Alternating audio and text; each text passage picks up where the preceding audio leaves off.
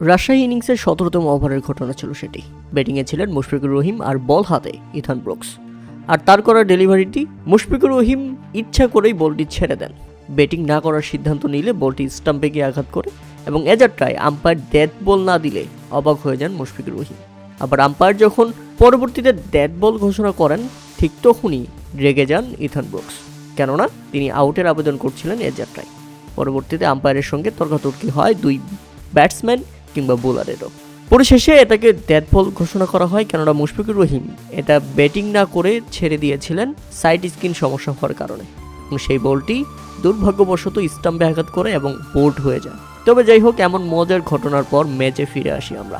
মুশফিকুর রহিমের এই ঘটনা আরও ম্যাচটাকে আকর্ষণীয় করে তুলেছে, কেননা প্রথমে ব্যাটিং করতে নেমে সিলেট টাইটান্স দারুণ ব্যাটিং করে, বিশেষ করে পারভেজ হোসেন ইমন এবং আফিফ হোসেন ধ্রুব এই দুই ব্যাটারের ব্যাটে ভর করে দারুণ ১৯০ রানের বিশাল লক্ষ্য দাঁড় করায় সিলেট টাইটান্স।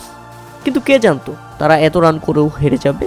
ব্যাপারটা ছিল সিলেট টাইটান্সের জন্য সত্যি দুঃখজনক ব্যাপার, কেননা ৩৩ বলে ৬৫ রানের দারুণ ইনিংস খেলে পারভেজ হোসেন ইমন, সেই সাথে ১৯ বলে ৩৩ রান করেন আফিফ হোসেন ধ্রুব। এদিকে ১৯১ রানের জবাবে ব্যাটিং করতে নেমে শুরুটা মোটেও ভালো ছিল না রাজশাহী ওয়ারিয়র্সের। মাত্র ১৯ রানের মধ্যেই তারা হারায় নিজেদের প্রথম উইকেট, ফিরে যান তানজিদ হাসান তামিম ৮ বলে ১০ রান করে। এরপর তারা আরও একটি উইকেট হারিয়েছেন, ফিরে গেছেন শিহাবজাদা ফারহান। তবে এরপর মুশফিকুর রহিম দারুণ সঙ্গ দিয়েছেন নাজমুল হোসেন শান্তকে, আর নাজমুল হোসেন শান্ত অধিনায়ক খেললেন অধিনায়কের মতোই, রীতিমতো বিধ্বস্ত করে দিল সিলেট টাইটান্সকে।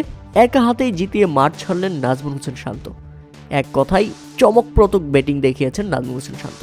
এর আগে 50 তুলে নিয়েছিলেন মাত্র ৩৬ বলে, তবে তাকে যেভাবে সঙ্গ দিয়ে গেছেন মুশফিকুর রহিম এবং যেভাবে ব্যাটিং করে গেছেন সেটা ছিল প্রশংসার।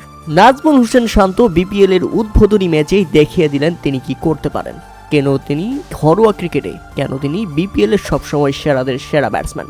দারুণ সেঞ্চুরি করে শেষদায় মাথা নত করে আল্লাহর কাছে শুকরিয়া আদায় করলেন। নাজমুল হোসেন শান্ত বিপিএল এর কিং, তিনি আরও একবার প্রমাণ করলেন।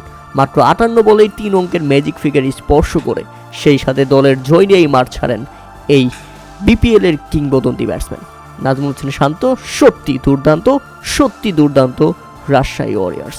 এরপর মুশফিকুর রহিম দুর্দান্ত, নিজের বিপিএল এর প্রথম ম্যাচেই তুলে নিলেন হাফ সেঞ্চুরি।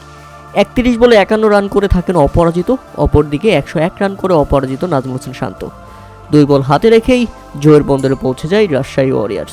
সিলেট টাইটান্সের জন্য সত্যি দুঃখজনক ব্যাপার আজকের দিনটা, তবে মুশফিকুর রহিমের উদযাপনটাও ছিল একেবারে দেখার মতো।